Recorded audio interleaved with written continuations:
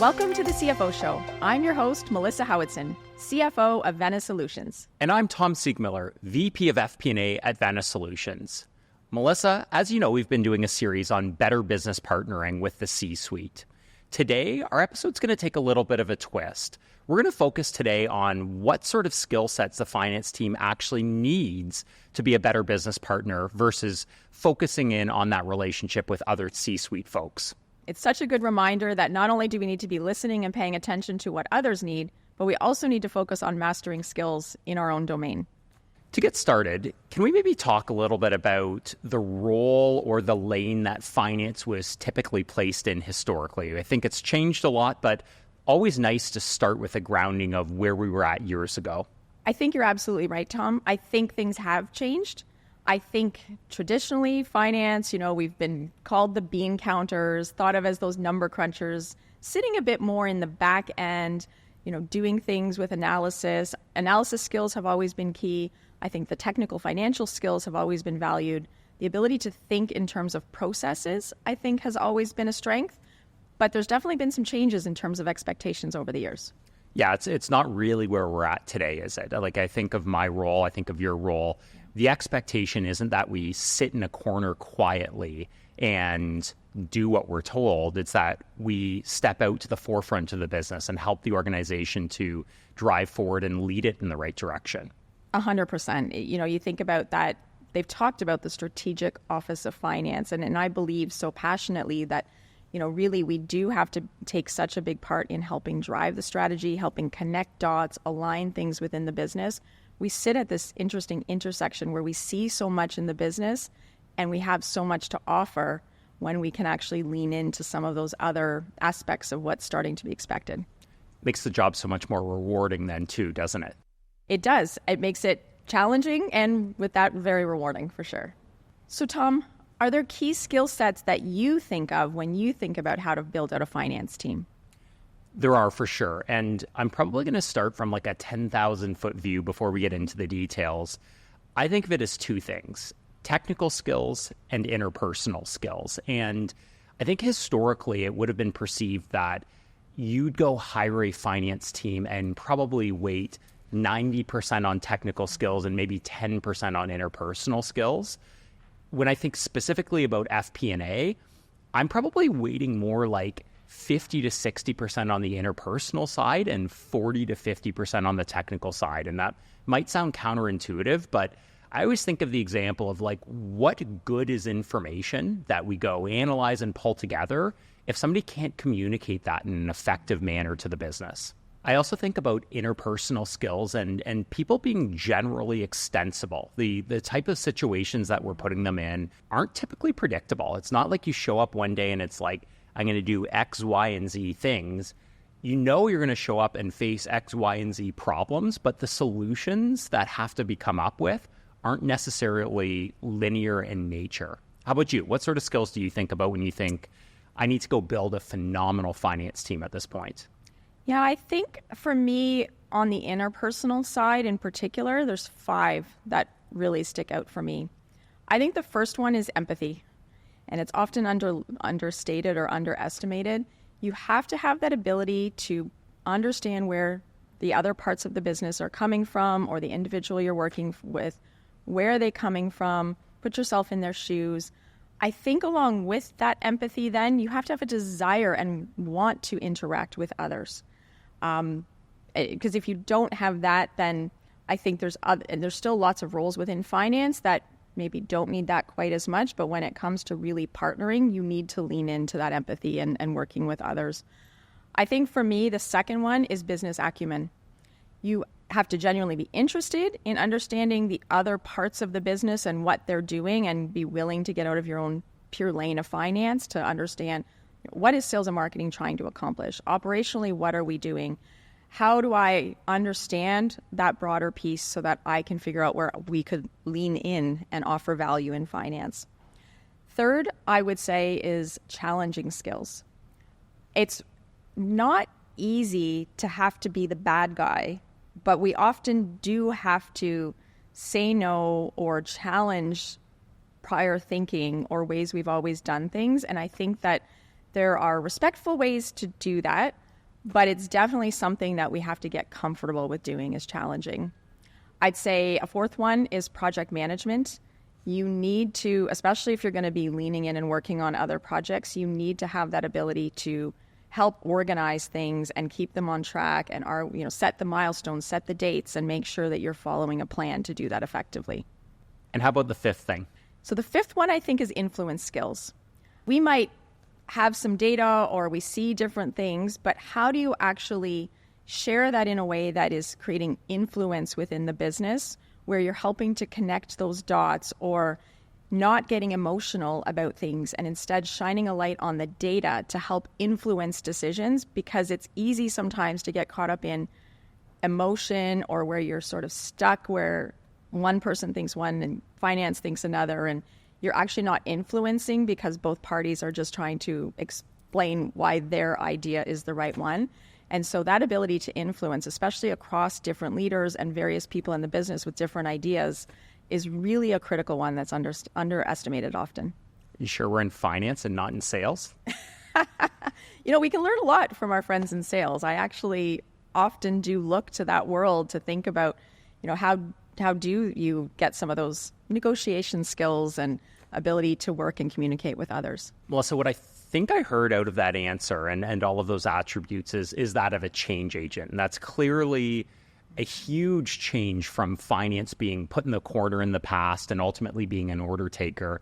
Does that resonate with you, that concept of being a change agent? 100%, because I think often in moving the business forward, there are new ways of doing things, and we have to help bring the business through those changes and not underestimate the importance of being mindful of change management and leaning into that.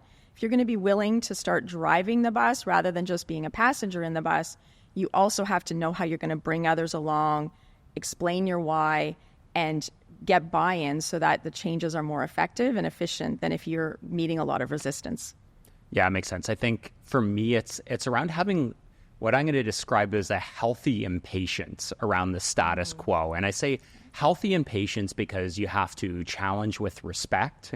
You have to challenge with empathy. You have to seek to understand first and foremost. But to be that change agent, you have to be that person that wants to get in there, raise those tough topics. And then once you do, it's not just a matter of complaining about a topic and saying this isn't right. It's how do you grab the bull by the horns? How do you lead the charge? How do you help the organization to ultimately solve for those problems or challenges that you're experiencing? And I think through doing so, it permits you or it gives you the permission, if you will, to continue to be that change agent within the organization because you've earned your seat at the table. The seat at the table, that really resonates with me because I think, you get invited, but you have to keep earning that right to be invited again. And by adding value along the way, that's how you keep that seat at the table and keep helping to affect that change. But you're right, you've got to be willing to lean into it. So Tom, we talk a lot about these skills and it all sounds good, as a list of things, but what do you do when you realize that maybe some of these skills aren't quite there on a team and need to be fostered? Any ideas for how to do that? Yeah, so I think you have to first and foremost do an honest assessment. Does your team have the potential? Are they exhibiting any of the traits that need to be developed? And if the answer is they're not exhibiting those traits at all, you probably need to have a team that does exhibit some of those traits that can be nurtured and you can help them to grow. That said, if you're seeing that sparkle at all, that potential, these are absolutely skills that they're not just innate. They have to be trained, they have to be learned, they have to be nurtured to really be mastered. And sometimes it's a matter of just partnering with your team and showing up at a meeting. I always like to say actions speak a lot louder than words. And so show up, and if they're having a challenge in building a relationship, as an example, show them how it's done. But don't tell them how it's done. Show up and lead through a meeting. Have them shadow you, have them take part in those conversations, help them be a part of the solution, and then be there for them. I think the greatest thing we can do as leaders is remove roadblocks for our teams. So figure out where they're having a challenge, focus on those roadblocks, and enable them to thrive and succeed in the role. And so I think my answer is yes, all of these skills can be fostered and grown over time. What you need is somebody that has a genuine interest in building this skill set and that they see the value in the skill set. And if they do, sky's the limit for most people. Yeah, I totally agree. And I love how you talked about showing and demonstrating the behaviors. I think the other thing is giving people those opportunities in safe places where it can be nurtured, like you said. If you see an opportunity where maybe you're going to do the presentation, but actually handing the reins over and giving someone else a chance where you're there to help catch them and supplement. But those are the little ways to help grow it. And I think also I often look across the rest of the business where there's that strength. Project management's a great example. If you've got a really strong PMO office who excel at it, I've sometimes had them come in and help teach my team, some of the basics of project management, because we all need a certain level of that skill set. So I think you're right. There's ways to lean in and to foster, but it needs to be a genuine interest at the heart of that. Yeah, that safe place is so important. I think about the concept of baseball. Like you don't get better if you don't get at bats in the game, and we have to give our team at bats. We have to acknowledge there'll be times in which they strike out. There's going to be times at which they hit a foul ball, but if we don't give them enough at bats, they're not going to get those hits until we give them those opportunities and those cracks at it. Yeah, and along with that, coaching is what comes. You really, as a leader, need to be coaching right alongside that. I also encourage my team to ask for feedback. When they've done a presentation or leaned in to participate in a meeting on a project with another team, don't be afraid to ask those other people that may be outside of your finance team for feedback on how did you do? And I think people are often, when you do that, people genuinely want to help you grow and are willing to give you meaningful feedback, but you can't be afraid to ask for that. And so we've talked a little bit about the skill set within an FP&A team. Do you think those interpersonal skills, those business partnering, those influencing skills have to reside across the entire finance organization or just in FP&A? I think there's a certain amount of them required for just about every role that I can think of in finance, but I do think the levels of it can change depending on the particular role and how much.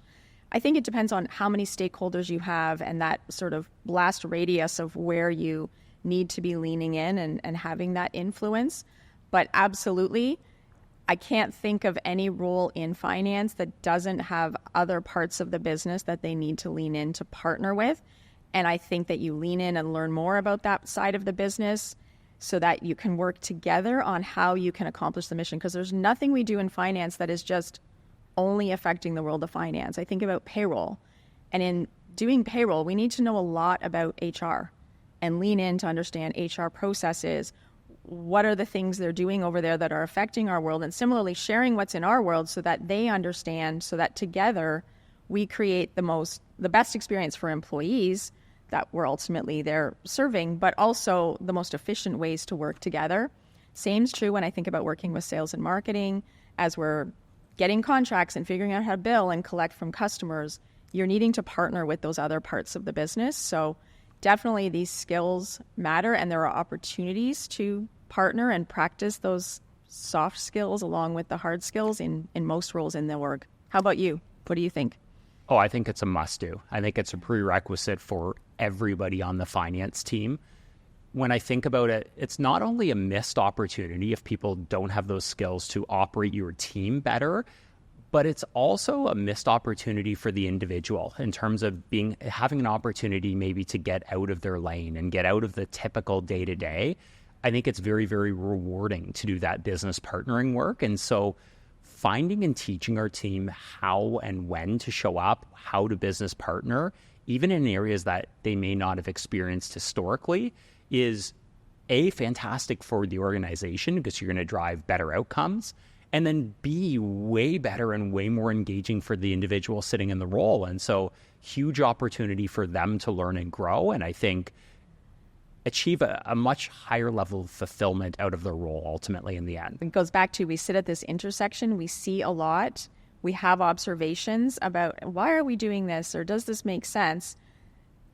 Us leaning into, okay, I've observed this, I have an idea how we could maybe do it different? Does this make sense? And at least bouncing those ideas off others and leaning into the project of actually then affecting that change, as you talked about.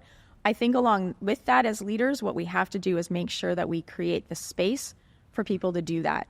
Because if you fill someone's plate up 100% with the doing of the things that they've got to get done, often there's the ideas and the desire to lean into the project, but there's just not the time. And so I do think it's always important that we are leaving space, carving it out, maybe, and there's seasonality in finance where it might not be every week I've got a couple of hours to lean into this, but where those lulls may happen seasonally, make sure that that space is being used so that people can lean in on those projects where they want to. Your answer there just triggered something for me when you said, I have an idea.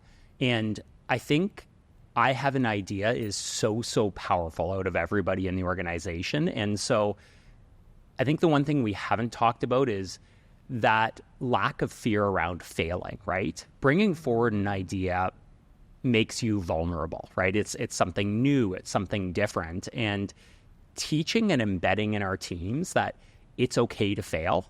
That's all right. If you failed trying to do something new, thank you for trying. Thank you for trying to do something new. Thank you for trying to drive change within the organization, and fostering that idea of failing fast and failing often in the pursuit of doing something much, much grander is something that we have to do. We have to foster.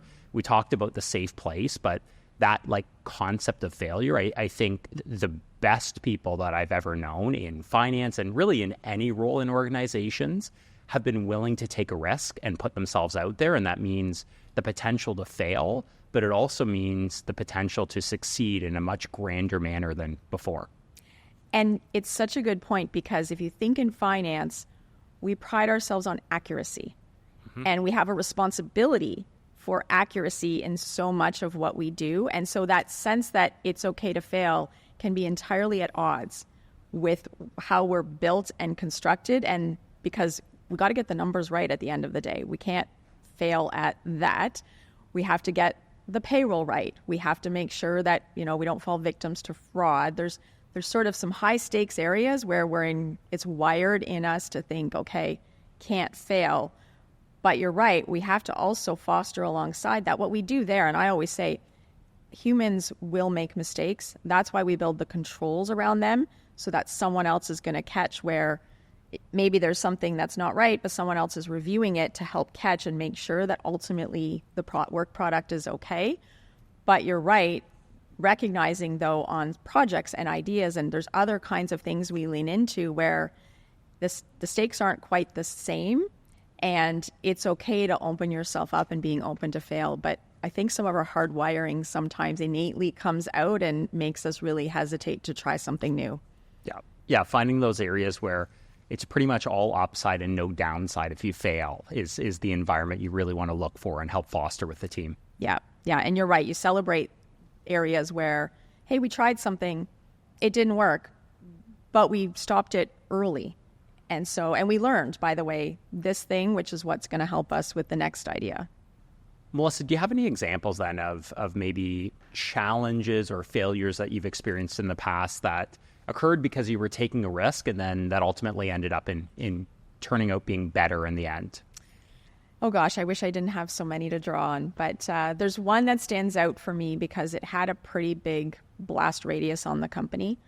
We had launched in prior life a CPQ system, which is a quoting system, and lots of great work and effort had gone into design and figuring out what we were going to stand up. We'd launched it, gone live, and fairly quickly realized that there were some missing aspects of what we had done, and it actually wasn't going to work well in terms of holistic systems thinking of order to cash.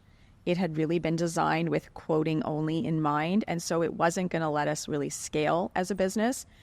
And so we had to have the team, my deal desk team, had to have the bravery to identify that, hey, we didn't maybe design this the way we should have, and we pulled the plug on the system. The tough call was made not only to pull the plug, but actually to implement a different system because the one we had purchased wasn't going to be able to do what we needed it to do. And so it was a good example of egos might have made you want to keep going because so much had gone into bringing it live and we'd made such a big splash about it. But knowing what was actually good for the business and going to help in the long run, we went out and we let the execs, the whole executive team know that we were going to have to do a redo. And the good news was the second time around, we got it right. And the business was far better off for it than it would have been if we'd carried on and just let it roll out as it was. It was a tough one, but a good one. We learned a lot. So Tom, what have been some of the skills that have been hardest for you when you think about the things to try to master? Yeah, I mean, I don't think mastery is ever achieved in my perspective. We're always just sort of trying to get better and better and better every day.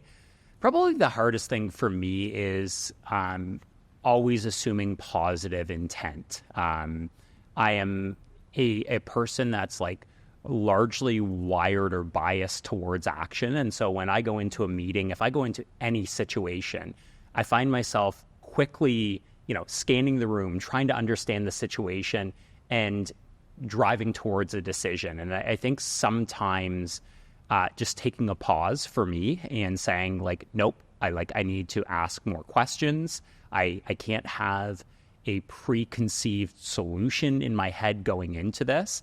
It's something that I battle every single day, but every time I do it, every time I practice that skill, every time I approach a situation differently, I find it leads to a much, much more positive outcome. And so it's not something that like I talk about from like 20 years ago, hey, which skill did I have to really work on? It's something that I do every single day and have to consciously work at.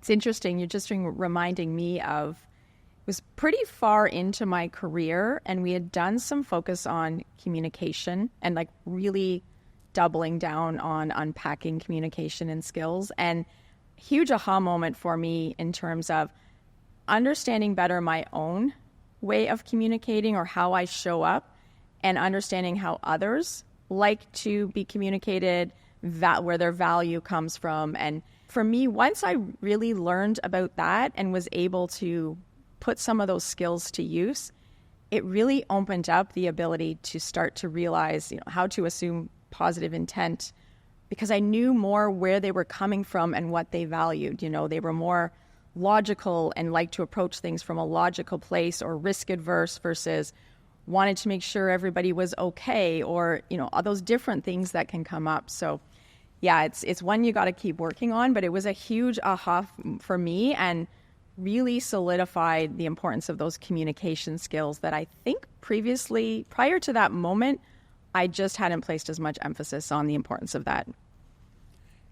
And when you talk about partnering or understanding intent or where somebody's coming from, any functions or areas of the business that have typically posed a challenge historically as you embarked on that business partnering journey with them?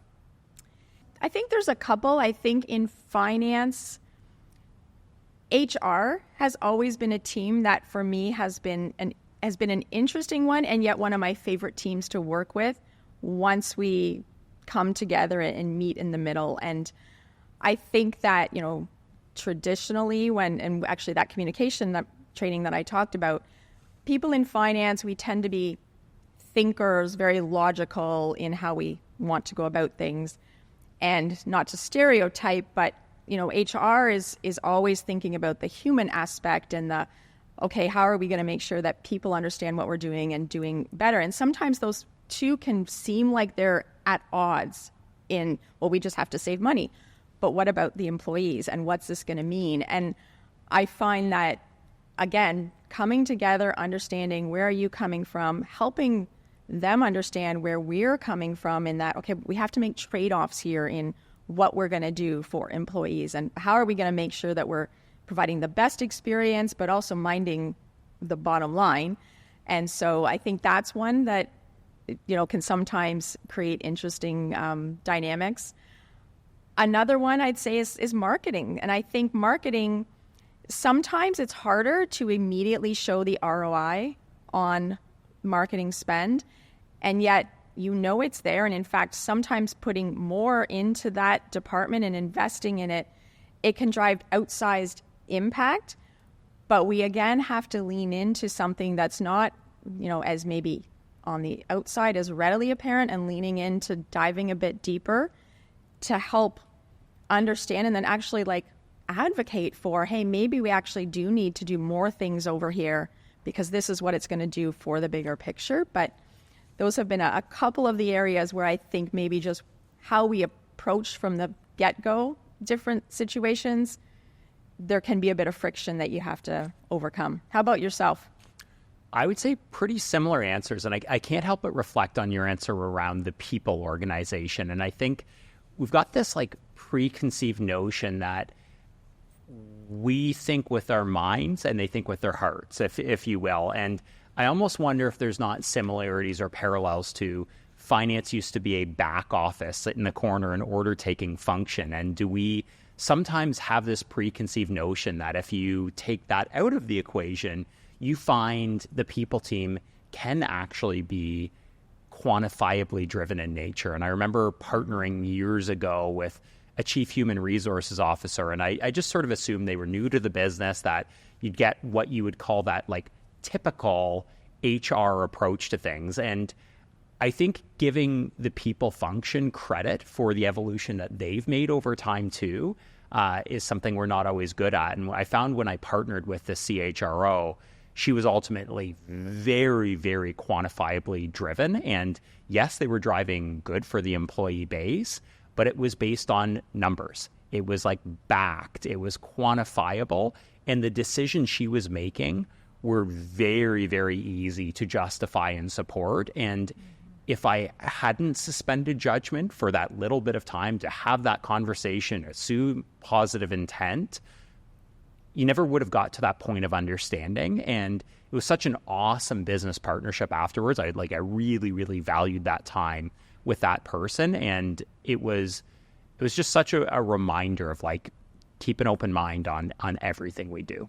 100%. And on the flip of what you just described, I've also had it where, I one time early in my career had an HR leader who said, everyone thinks they can do HR. And it made me pause because I thought, okay, actually that might be how we're showing up here, is that we are the experts of your domain and we know better what we should do in this area, but we are not. Yep. They actually have lots more insight into what's going to work there, and together we get to the right outcome, but it really is in that need to work together. So it's funny that we've had some of the interesting and they're some of my favorite groups to partner with. Tom, thank you so much for joining me for this conversation. Always love the chance to have these dialogues, talk through our different thoughts on things like this. Really value it. And you have some news to share. I do. Yeah. First off, thanks again for having me on this episode. It's always a blast doing this with you. I have a great time with it. I have accepted a CFO opportunity. And so this has been such an extraordinary path and journey for us to be on. Great opportunity to be able to talk finance day in and day out. And so with this will probably be my last permanent episode with the CFO Show as the co-host, but more than excited to come back in the future, and hopefully you'll have me as a guest on the show. We absolutely will. You're not going to get off the hook. We'll definitely be having you back, and we are so thrilled for you to have this opportunity. You yourself are moving now into a CFO role, which is exactly what we hope that, we can help people in terms of fostering careers and moving on to new exciting things. So absolutely, want to have you back to share insights and wishing you nothing but the best in your journey forward. Before you go, Tom, you don't get to leave without answering our rapid fire questions. Are you ready? I am. All right, Tom. What is the best piece of business or leadership advice that you've ever received?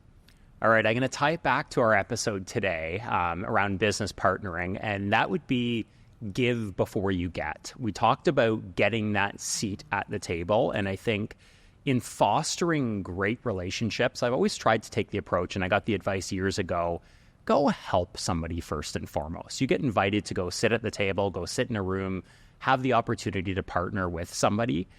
Show them that you care about them, not with words, but ultimately with actions. Help them solve a problem. And through doing so, when you have something to bring to them, you have an observation, you see something, there's an opportunity, there's a risk that percolates, they're going to know you're showing up with positive intent because you've started with helping them out. And I always try to start every relationship by giving rather than getting. Great advice. And that helps so much with that influence, right? Once you've done that. And what about the book? What has been one of the most impactful books that you've ever read? This is going to sound like a funny one. I'm going to go with The Intelligent Investor by Benjamin Graham, and really a book that focuses on how to invest in the right mindset. And it's around removing emotion from the equation, focusing on long-term gains versus short-term blips, maybe not running with the crowd naturally. And when you think about it, there's so many similarities around investing intelligently, not just for the short term, but also taking the long-term view, and how we're ultimately trying to guide an organization. Like it's fine and well if you achieve a good month or quarter's worth of results, but ultimately what we're trying to do is grow long-term, sustainable, and phenomenal organizations that will last on and on for years, not for a week, a month, a quarter, or a year. And so I like to apply a lot of the investing learnings also to how I approach my day-to-day operations and finance. As always, Tom, valuable advice. Thank you so much for sharing that. You've offered so many great insights throughout the whole series that you've been involved in. So we're really going to miss you, but we're looking forward to having you back on the show. And that's it for today's episode of the CFO Show. If you'd like to learn more about today's show, please check out the links in the show notes. And don't forget to subscribe wherever you listen to or watch your podcasts. You don't want to miss an episode. And if you like what you heard, please leave a review on any of the streaming platforms. It helps other listeners to find the show, and we love to hear your feedback. For the CFO Show, I'm your host, Melissa Howitson. Until next time.